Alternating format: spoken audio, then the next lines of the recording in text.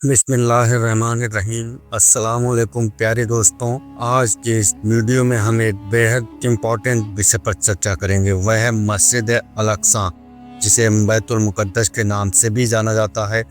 आज हम उसकी पूरी तारीखी तहरीर आपके सामने पेश करेंगे ताकि आप इस पाक जगह की तहरीरी और ऐतिहासिक अहमियत से पूरी तरह वाकिफ हो सकें। सबसे पहले अल्लाह ताला की इनायत से दुनिया की सबसे पहली मस्जिद अल हरम का जिक्र करना ज़रूरी है। इसके बाद आती है मस्जिद अल अक्सा यानी बैतुल मुक़द्दस। सही बुखारी की किताब के लिए जिल्द नंबर 2 में हज़रत अबू जर्राह रज़ियल्लाहु ताला अन्हु की रिवायत दर्ज है कि उन्होंने हज़रत रसूल अकरम सल्लल्लाहु अलैहि वसल्लम से पूछा, या रसूलल्लाह सल्लल्लाहु अलैहि वसल्लम, इस ज़मीन पर पहली मस्जिद कौन सी बनाई गई? तो हज़रत सल्लल्लाहु अलैहि वसल्लम ने फरमाया, मस्जिद अल हरम। हज़रत अबू जर्राह रज़ियल्लाहु ताला अन्हु ने दोबारा पूछा तो हज़रत सल्लल्लाहु अलैहि वसल्लम ने फरमाया, मस्जिद अल अक्सा।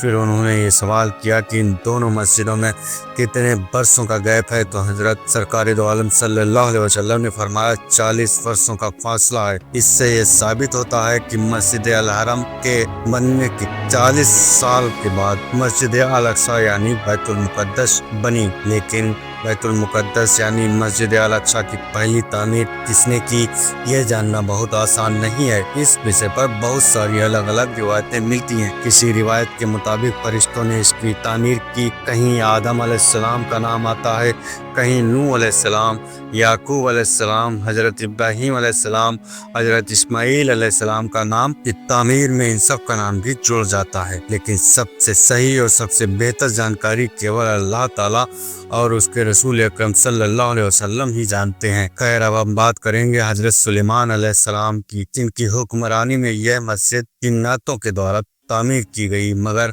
उससे पहले आपको यरूशलेम यानी बैतुल मुक़द्दस शहर के बारे में पूरी जानकारी होना बहुत ज़रूरी है। यरूशलेम यानी बैतुल मुक़द्दस इस ज़मीन के सबसे पुराने शहर में से एक है, जिसकी गहराई से जुड़ी हुई तहरीर आप इस वीडियो के माध्यम से भी पूरी तरह समझ पाएंगे। इसलिए हम आप सभी प्यारे दोस्तों से गुजारिश करते हैं कि वीडियो को अधूरा न छोड़ें, पूरा देखें ताकि आपको बेहतरीन और सटीक जानकारी हो। तो आइए बिना किसी देर किए इस पाक सफ़र की शुरुआत करते हैं। तो मेरे प्यारे दोस्तों, इस पाक शहर को बेहद ध्यान और गहराई से देखिए, जिसको लोग आजकल बैतुल मुक़द्दस या फिर यरूशलेम के नाम से जानते हैं। ये वही शहर है जिसे अल्लाह ताला ने इंसानी शहरों में सबसे पुराने शहरों में शुमार किया।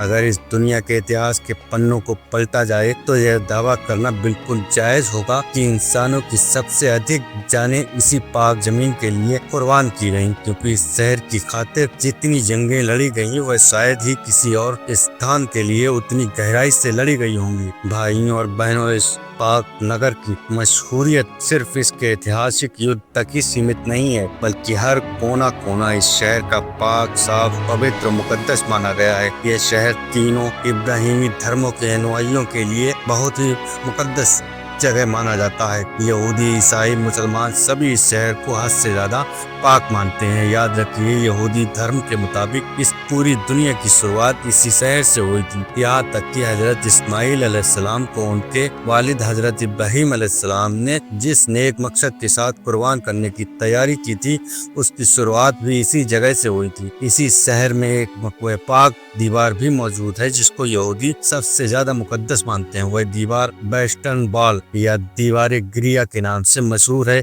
ये वही ऐतिहासिक दीवार है जो हैकल सुलेमानी का बचा हुआ हिस्सा है। इसे हजरत सुलेमान अलैहिस्सलाम ने हजारों साल पहले जिन्नातों से बनवाया था। उसकी पूरी डिटेल हम इस वीडियो के आगे के हिस्सों में विस्तार से आपको बताएंगे। अगर हम ईसाइयों के दृष्टिकोण से देखें तो उनका यह विश्वास रहा है कि इसी शहर में हजरत ईसा अलैहिस्सलाम की पैदाइश हुई और इसी जगह उन्हें सूली पर चढ़ाया भी गया। साथ ही ईसाइयों का सबसे खास चर्च भी यही इस पाक शहर में मौजूद है। और मेरे प्यारे मुसलमान भाइयों और बहनों, अल अक्सा मस्जिद को जो इस्लाम धर्म में तीसरी सबसे मुकद्दस जगह मानी जाती है, मक्का शरीफ और मदीना के बाद मुसलमान सबसे ज़्यादा इज्जत इसी जगह को अता करते हैं। इसके अलावा मुसलमानों के लिए यह नगरी सबसे पहला किबला भी रही है, क्योंकि काबा शरीफ से पहले मुसलमान इसी तरफ रुख करके नमाज अदा किया करते थे। जब आखिरी पैगंबर हज़रत मोहम्मद सल्लल्लाहु अलैहि वसल्लम अपनी मिराज के पाक सफर पर गए थे तो उसी पाक मौके पर मस्जिद अल-अक्सा के अंदर पैगंबर सल्लल्लाहु अलैहि वसल्लम के पीछे तमाम अंबिया इकराम ने नमाज अदा की थी। साथ ही हजरत सुलेमान अलैहिस्सलाम, हजरत दाऊद अलैहिस्सलाम के साथ साथ कई नबियों और बुजुर्गों की पाक कब्रें भी इसी शहर में मौजूद है। यही वजह है कि इस पाक शहर का मर्तबा और भी बढ़ जाता है। अल्लाह ताला से दुआ है कि हमें इस पाक इतिहास को समझने की तौफीक अता फरमाए, आमीन। शायद इसी वजह से ये मुजाहिदीन ईमान इस पाक शहर को हासिल करने के लिए बीते 31 रातों में मुसलमानों और ईसाइयों के बीच जंगों का सिलसिला लगातार चलता रहा और ये जंगें सिर्फ 15 या 20 साल तक ही नहीं रहीं बल्कि सदी दर सदी कंटिन्यू जारी रहीं। आज के इस जमाने में भी यही मुकद्दस नगर हासिल करने की जंग जारी है, मगर फर्क इतना है कि वर्तमान में ये जंग मुसलमानों के खिलाफ ईसाई नहीं बल्कि यहूदी लोग लड़ रहे हैं। अल्लाह ताला की इनायत से अब हम इस पाक नगर के इतिहास का गहराई से मुआयना करेंगे। आखिरकार इस शहर की शुरुआत कैसे हुई और आज के वक्त में यह शहर जिस हालात में घिरा हुआ मौजूद है उसे किसने उस सरफे मंजिल तक पहुंचाया। दरअसल मुस्ताहिद अक्षार का कहना है कि यह बात पूरी तरह से सटीक और पाक साफ हो चुकी है कि लगभग 7000 साल पहले भी इस पाक शहर में इंसानी आबादी रहती थी। इसी वजह से यह नगर आज दुनियावी तहकीकात की नज़र में सबसे पुरानी नगरी के तौर पर शुमार होता है। दर्ज इतिहास के मुताबिक देखा जाए तो सबसे पहले इस पाक शहर को हजरत दाऊद अलैहिस्सलाम ने हासिल फरमाया था। वही हजरत दाऊद अलैहिस्सलाम जिन्हें यहूदी और ईसाई धर्मावलंबी डेविड के नाम से भी जानते हैं। हजरत दाऊद अलैहिस्सलाम ने इस नगर को हासिल करने के बाद इसे अपनी सल्तनत की राजधानी बनाया। हजरत दाऊद अलैहिस्सलाम ने इस मुकद्दस इलाके पर करीब 30 साल तक हुकूमत फरमाई। उसके बाद ये पाक हुकूमत उनके प्यारे बेटे हजरत सुलेमान अलैहिस्सलाम के हवाले हुई। वहीं सुलेमान अलैहिस्सलाम जिन्हें यूरोप में सोलोमन के नाम से भी जाना जाता है, हजरत सुलेमान अलैहिस्सलाम ने ही उस मशहूर हैकल सुलेमानी की तामीर जिन्नातों की मदद से करवाई थी जिसके अंदर ताबूत सकीना को रखा गया था। ताबूत सकीना एक पाक संदूक था जो अतीत के मशहूर नबियों के ताबूत और चीजें समेटे हुए रहता था। उसमें शामिल था हजरत सुलेमान अलैहिस्सलाम की लाठी, हजरत हारून अलैहिस्सलाम का अमामा, हजरत सुलेमान अलैहिस्सलाम की अंगूठी, हजरत मूसा अलैहिस्सलाम की लाठी और उनकी पाक चीज़ें। खैर, हजरत सुलेमान अलैहिस्सलाम के इंतकाल के कुछ वर्षों बाद यहूदियों की सबसे बड़ी बर्बादी का सिलसिला शुरू हुआ जब हजरत ईसा अलैहिस्सलाम से लगभग 600 साल पहले एक जालिम बादशाह जिसका नाम था बख्तनस्र, उसने यहूदियों के साथ बेहद सख्त दुश्मनी पाल ली। बस इसी दुश्मनी के नाते उसने यरूशलेम शहर पर ऐसा हमला किया कि पूरी नगरी बर्बाद और तबाह हो गई। मशहूर हैकल सुलेमानी जिसे हजरत सुलेमान अलैहिस्सलाम ने जिन्नातों से बनवाया था उसे भी पूरी तरह तहस नहस कर दिया। वह पाक ताबूत सकीना उस तबाही में कहाँ गुम हो गया इसका आज तक कोई पता नहीं चला। हैकल सुलेमानी के गिरने के बाद केवल एक दीवार बाकी रह गई जिसको वेस्टर्न वॉल या दीवार क्रिया के नाम से जाना जाता है। खैर, उस हमले के बाद हजारों यहूदियों को मौत की घाट उतारा गया। उससे कहीं ज्यादा को बख्तनस्र ने गुलाम बना लिया।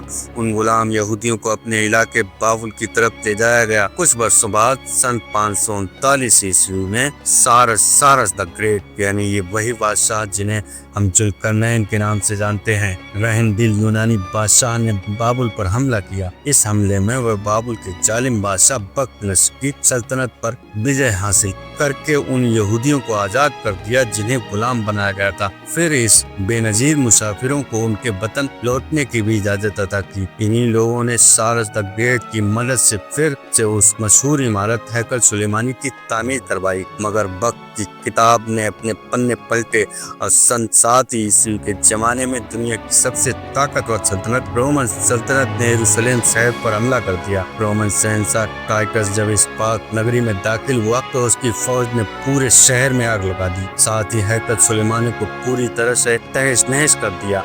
समय के साथ यहूदियों का रोमन सल्तनत के अधीन रहना अत्यंत कठिन हो गया।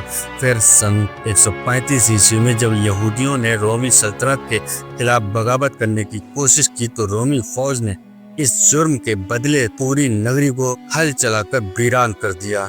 इस ऐतिहासिक नगर में बसर करने वाले हर एक यहूदी को खुला बाजार में ले जाया गया और उन्हें गुलामी की जंजीरों में बांधकर बेचा गया।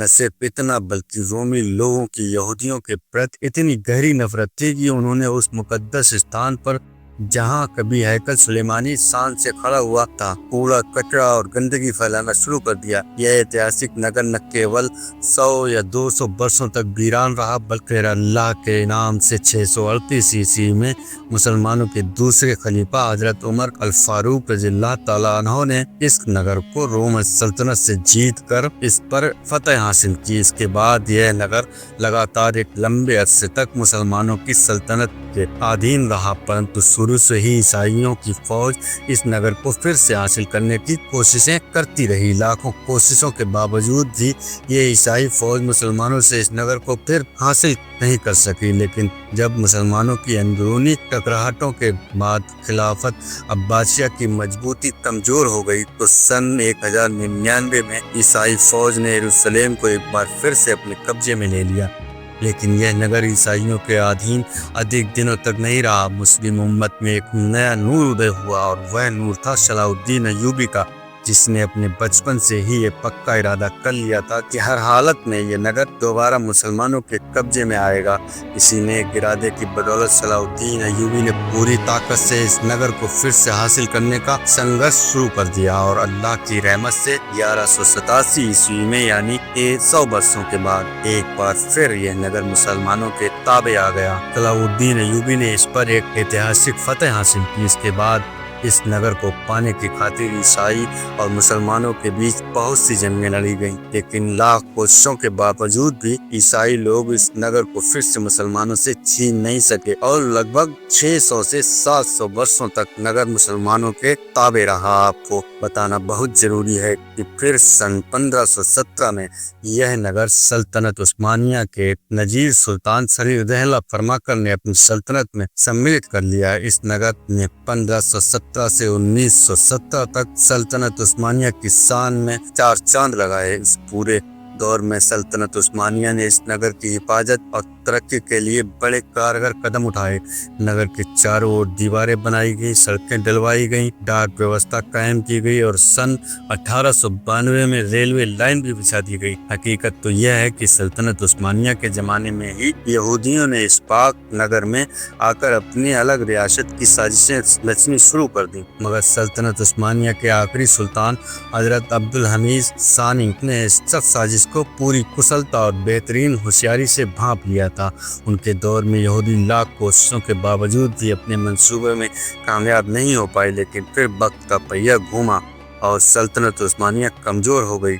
सन 1917 में ब्रिटिश साम्राज्य ने फिलिस्तीन पर कब्जा कर लिया। इसके कुछ ही वर्षों बाद 3 महान देशों द्वारा उस बंटवारे को मंजूरी दी गई, जिसके तहत आधा फिलिस्तीन यहूदियों को सौंपा जाना तय हुआ, जबकि आधा फिलिस्तीन अरबों के अधीन रखा जाना था। सन 1948 में इजराइल देश की स्थापना भी इसी बंटवारे की देन मानी जाती है। इसके अनुसार फिलिस्तीन को 2 हिस्सों में विभाजित किया गया, परंतु जब बाकी बचे अरब मुल्कों ने देखा कि उनके साथ यह अन्याय किया जा रहा है तो उन्होंने अमानवी फैसले के विरुद्ध जमकर संघर्ष किया और इजराइल के खिलाफ जंग का ऐलान भी किया, मगर यूरोपियनों की सहायता से इजराइल ने अरब देशों को पराजित कर दिया। इसके बाद इजराइल ने सन 1943 की लड़ाई में यरूशलेम के दूसरे हिस्से पर भी कब्जा जमा लिया। यूनाइटेड नेशंस द्वारा किए गए इस बंटवारे के बावजूद आज भी दुनिया भर में लगभग सभी देश इस कब्जे को गलत मानते हैं, परंतु इजराइल ने न सिर्फ पूरे यरूशलेम को अपने ताबे कर लिया बल्कि फिलिस्तीन के ज्यादातर हिस्सों पर भी कब्जा कर लिया। मेरे प्यारे भाइयों, आज के इस दौर में हमने देखा और सुना है कि जब इजराइल पर हमला हुआ तो सभी काफिर मिलकर इजराइल के समर्थन में एक साथ आ गए। इजराइल के प्रधानमंत्री नेतन्याहू ने